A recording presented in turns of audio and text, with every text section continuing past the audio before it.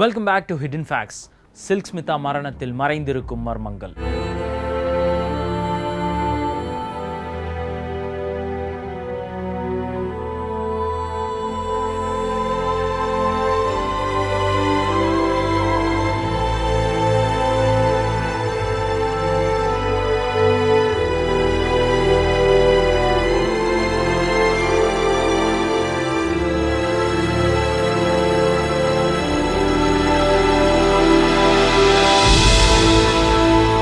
Silk ஸ்மிதாவை இப்படி தான் introduce பண்ணன்னு வினு சக்கரவர்த்தி சொன்னாலும் இதுக்கு முன்னாடியே தமிழ் இண்டஸ்ட்ரிக்கு வீணையும் நாதமும் படம் மூலமாக இன்ட்ரடியூஸ் பண்ணிட்டதா சொல்கிறாரு டைரக்டர் திருப்பதி ராஜா. கிட்டத்தட்ட 79 80 அந்த காலகட்டத்தில் தான் விஜயமாலாங்கிற அந்த பொண்ணை எனக்கு அறிமுகப்படுத்தினாங்க. அப்போது அந்த பொண்ணுக்கு சுமிதாங்கிற பேரை வச்சு முதல்ல அந்த 79 அக்ரிமெண்ட் போட்டு அன்னைக்கு நான் எப்படி இருந்தேன், அந்த பொண்ணு எப்படி இருந்தாங்கிற ஒரு அக்ரிமெண்ட்டும் இருக்குது. அன்றைக்கி எடுத்து அந்த ஸ்டில்லு சுமிதாவினுடைய ஸ்டில்லு ஃபோட்டோகிராஃபியே இப்போ என் கையில் இருக்குது. அப்போது அந்த பொண்ணை கதாநாயகியாக போட்டு ஒரு சின்ன ஒரு வேஷத்தை கொடுத்து இதை நடித்து காட்டுமான்னு சொன்னேன். அப்போ சாலிகிராமம் காமராஜர் தெருவில் 12ஆம் நம்பர் தெருவில் அந்த பொண்ணு இருந்தால் நான் அவளை சந்தித்து பேசும்போது நான் நடிக்கிறதுக்கு வந்தேன் சார், பல பிரச்சனைகள்லாம் இங்கே உருவாகி போச்சு, எனக்கு எப்படியாச்சும் ஒரு நல்ல சான்ஸ் கொடுங்கண்ணா அவளை. அப்போ அதே வீட்டிலையே அதே இடத்துலையே வச்சு ஒரு வசனத்தை கொடுத்து நடிக்க வச்சேன். அப்போ அந்த பொண்ணு நடித்தா எனக்கு ரொம்ப பிடிச்சி போச்சு.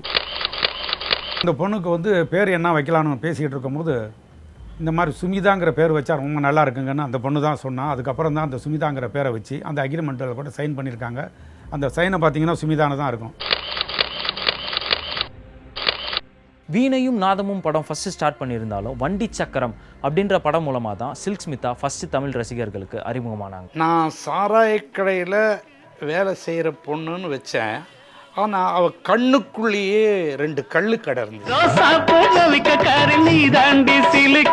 ராசாவுக்கு ஒன்ன கண்டா ஏதோ போல இருக்கு, கொழுந்து வெத்தல உடம்பு, ஐயோ ஐயோ ஐயோ நீ கொங்கு நாட்டு கரும்பு, அள்ளிக்கா அட கொழுந்து வெத்தல உடம்பு, நீ கொங்கு நாட்டு கரும்பு, கடிக்கட்டுமா இடுப்ப கொஞ்சம் ஒடிக்கட்டுமா ராணி, சாராயம் சம்சாரம் சந்தோஷம்.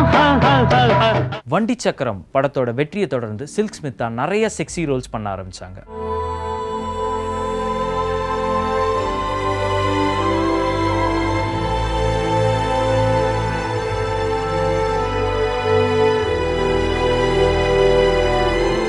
அதிக படத்தில் நடித்த பெருமை ஸ்மிதாவுக்கு சொல்லணும். முதல்ல ஆரம்பித்த ரோலே நல்ல ரோல் தான் அது. அதுக்கப்புறம் அவர் செக்ஸியாக கொஞ்சம் செய்யறதுக்கு அவங்க மனசு ஒத்துக்கிட்டாங்க. அப்போ அந்த பொண்ணை அதிகமாக யூஸ் பண்ணுறவங்க ஒரு டான்ஸ் அது மாதிரி தான் யூஸ் பண்ண ஆரம்பத்துலேருந்தே பண்ணிட்டாங்க. அதை அந்த பொண்ணுக்கு ஒரு ஆக்ட் பண்ணுறோன்ற ஆசை சாதாரணமாக இல்லை. ஏன்னா ஒரு நாட்டுப்புறத்து பொண்ணு மாதிரி தான்.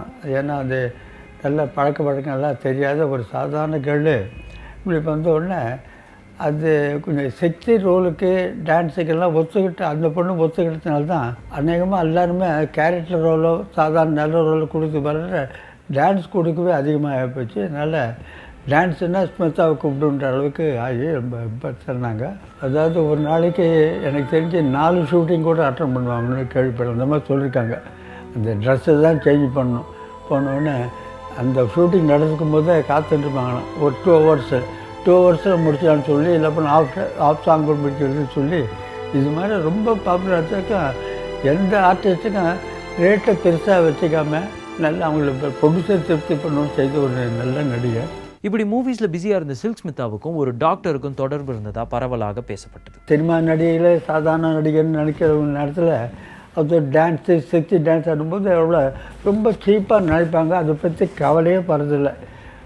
தன்னை பற்றி அந்த மாதிரிக்கே தெரியும். அதனால் பேசுவாங்க, தமாஷா பேசுவாங்க. நான் அவளை அந்த மாதிரி செஞ்சுருக்கேன்னு சொல்லுவாங்க. அதெல்லாம் 90% இல்லை 10% போய் தான். அந்த நேரத்தில் ஒரு டாக்டரு அவருக்கு நண்பர் ஆனார்.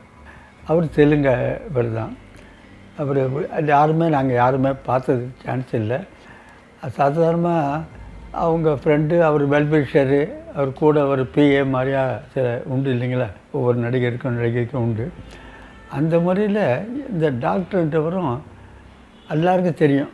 ஒரு டாக்டர் அவர் இந்தமா பெல்விஸ்டர்னு சொல்லி எல்லாருக்குமே தெரியும்.